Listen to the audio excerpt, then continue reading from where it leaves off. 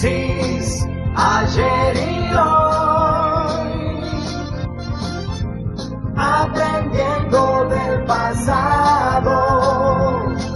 De Rensis, ayer y hoy. Terminada la Segunda Guerra Mundial, se dividieron los ganadores de la guerra, el mundo. Y después vino la puja entre la entonces Unión Soviética y el resto de los países del área capitalista. Finalmente el capitalismo se impuso, fue derrotado el comunismo, y hoy en Rusia hay capitalismo, en China hay capitalismo, y el capitalismo parece haber sido el dueño y el propietario de la gran batalla. Sin embargo, esta pandemia demuestra que la primera potencia capitalista, Estados Unidos, no pudo resolver absolutamente nada y tiene más de 500.000 de muertos por el COVID. Cuando decimos no pudo resolver absolutamente nada, es decir, el concepto de la libre empresa no pudo resolver la salud de la mayoría del pueblo norteamericano. Aplicado eso a la Argentina, y cumpliéndose un día histórico ayer, a 75 años del triunfo de Perón, en la Argentina había aparecido una cosa diferente, una tercera posición distante de la entonces Unión Soviética y del entonces proyecto capitalista.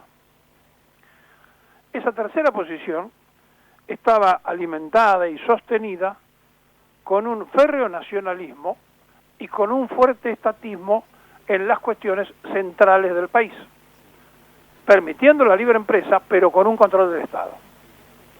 Pasaron los años, vino el golpe financiado desde Londres contra Perón, porque habían perdido todos sus privilegios en el Río de la Plata, esencialmente en la Argentina. ¿Y qué pasó con la empresa privada en plena pandemia? Tocó el timbre del Estado. Por favor, queremos auxilio porque nuestra actividad está frenada, está parada, no podemos trabajar, nuestra empresa no puede pagar los sueldos. Es decir, lo que todos los argentinos tributamos como impuesto sale para sostener a la empresa privada. Ahora, cuando la empresa privada gana, no sostiene al resto de los argentinos, sino al núcleo componente de ese sector privado.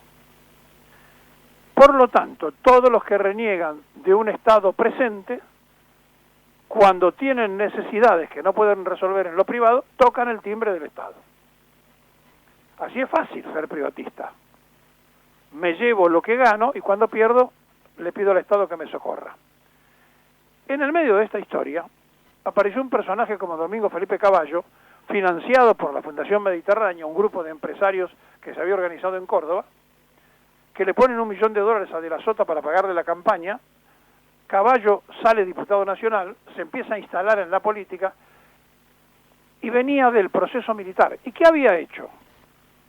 Había logrado que toda la deuda de las empresas privadas se nacionalizara, es decir, que todos los argentinos pagáramos la deuda que habían contraído en forma privada en el exterior los empresarios del país, entre ellos el Grupo Macri. Y todos, con nuestros impuestos, salimos a solventar y a pagarle a la empresa privada el festival que ellos habían hecho con plata que, por supuesto, sacaron de la Argentina, llevaron a paraísos fiscales y demás. Se había hecho en pleno proceso militar. Pero después la democracia lo llamó y lo instaló como ministro, lo puso Menem, lo puso De la Rúa. Es decir, los factores del poder económico seguían influyendo de manera tal que lo que el pueblo votaba por un lado era traicionado por el otro cuando se nombraban funcionarios.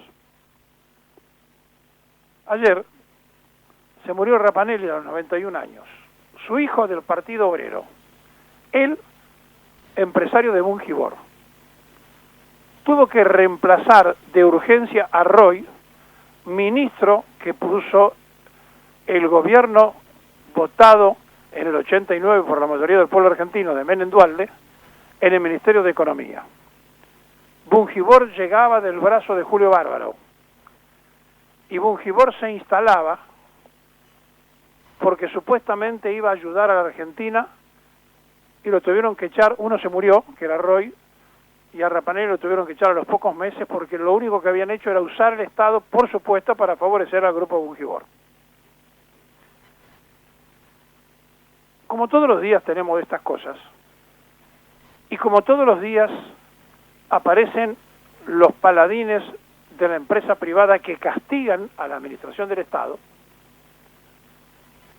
la pregunta del millón sería, ¿qué hubiera ocurrido si hubiera dejado el gobierno nacional que cada empresa se salvara por sí mismo y hoy estarían todos quebrados, sin pagar sueldos y prolongando todavía más el conflicto heredado del desastre administrativo de Macri y Sociedad Anónima, con todo el grupo de apoyo, incluido la Unión Cívica Radical, el partido que le permitió en toda la Argentina el armado, porque el PRO no lo tenía como para poderlo hacer, y ganar una elección. Y la pregunta es, ¿ganó Macri la elección o la perdió Cristina? Y entre las cosas que ocurrieron para que pudiera ganar Macri fue las denuncias mediáticas y jurídicas, algunas de las cuales ayer tuvieron un resultado, como el caso de la familia Báez y otros, que después nos ocuparemos, donde fallaron 12 años de cárcel para Lázaro Báez por 55 millones de dólares que no pudo justificar, que dicen perteneció al lavado de dinero. Claro, esto, trasladado en el tiempo y en la forma de lo que ocurrió, mostrando los videos de la Rosadita, impactándole a todo el pueblo argentino cómo contaban y pesaban los dólares, más todas las otras cosas que ocurrieron, le permitieron a Macri ser presidente de la nación.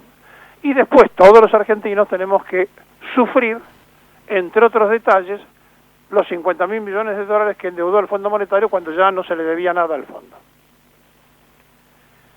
¿Cómo se hace para separar que es imprescindible un Estado fuerte y que lo que no sirven son ciertos funcionarios que van a hacer negocio al Estado de la necesidad imperiosa de tener soberanía estatal en cosas elementales y fundamentales que todas las hemos destruido? Porque ese mismo domingo Felipe Caballo fue el que le dijo a Menem que la flota fluvial no servía, que la marina mercante no servía, y hoy no tenemos ninguna posibilidad de exportarle al mundo porque hemos vuelto al preperonismo.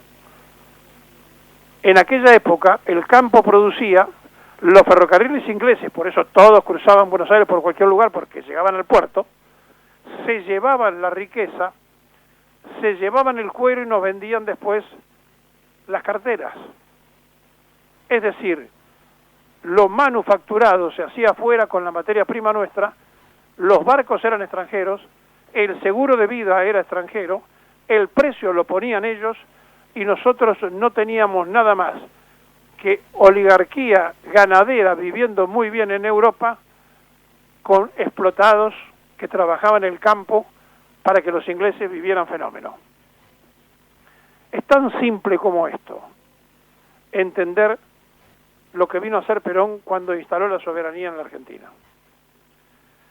Y es tan grave que los que después continuaron supuestamente representando esta idea hayan claudicado, hayan entregado la economía a Bungibor, que le hayan entregado una llave abierta a Domingo Felipe Caballo, que el actual presidente de la Nación, por ejemplo, fuera legislador de Caballo, que Vélez fuera integrante de la fórmula, que creían que Caballo era el Salvador.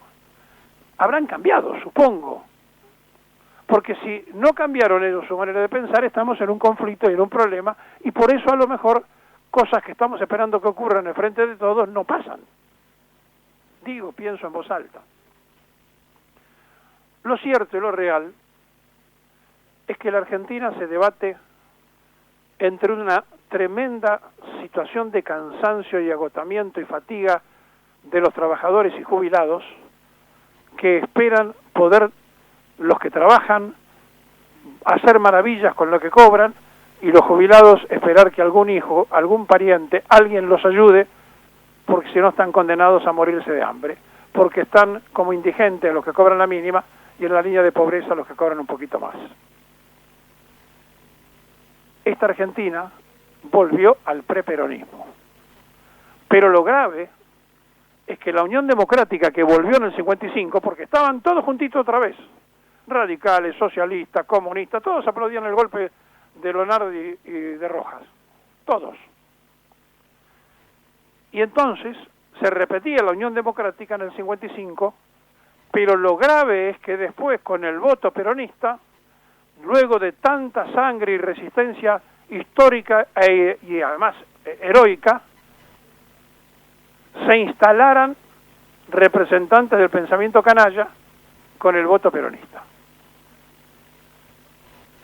Estamos en un verdadero dilema, porque además la sociedad se confunde.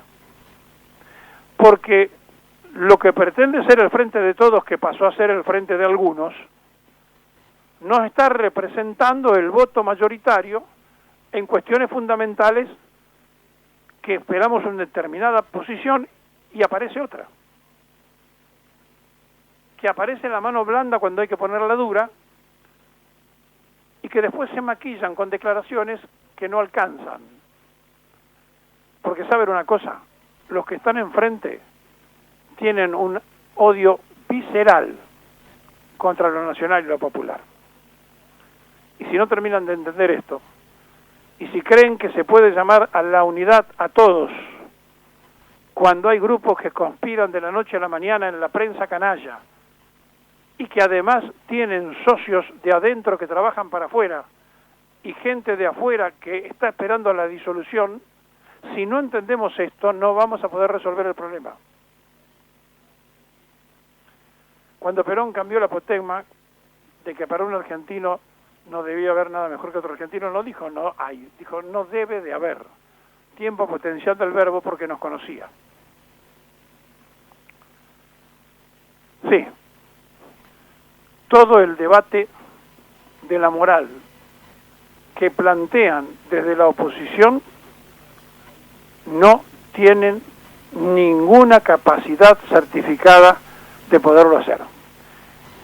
Porque saben una cosa, es como la vieja junta consultiva, donde estaban todos para juzgar al ladrón de Perón, a los ladrones peronistas, a no sé cuántos disparates de Evita que se dijeron, inventados, inflados, porque así actúan, porque así piensan, porque así son.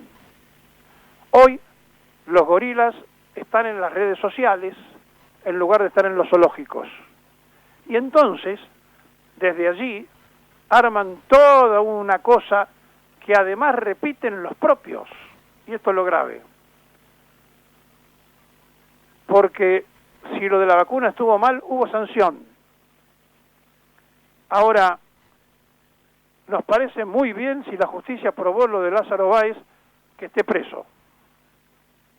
Que vaya preso y que cumplan como corresponde. Tardaron mucho, pero dentro de todo no fue tanto. ¿Veremos preso alguna vez a los que nacionalizaron la deuda de las empresas privadas? ¿Veremos preso a los que armaron el negocio de los parques eólicos? ¿Veremos preso a los que se llevaron puesto el correo? ¿Veremos alguna vez juzgado por estos mismos jueces a los que hicieron la revolución de los aviones? ¿Veremos alguna vez esto? Y en todo caso, esa prensa que tiene amnesia, ¿saben que en Parque Chacabuco, en un comité radical, están vacunando?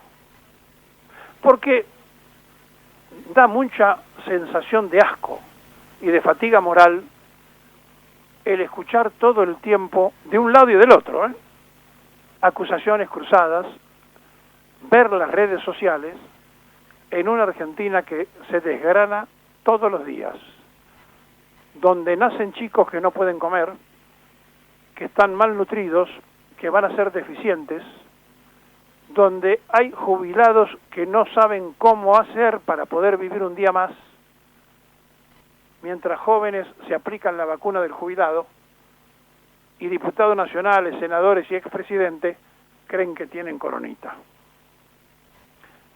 ¿Cómo se extraña la Argentina de Perón?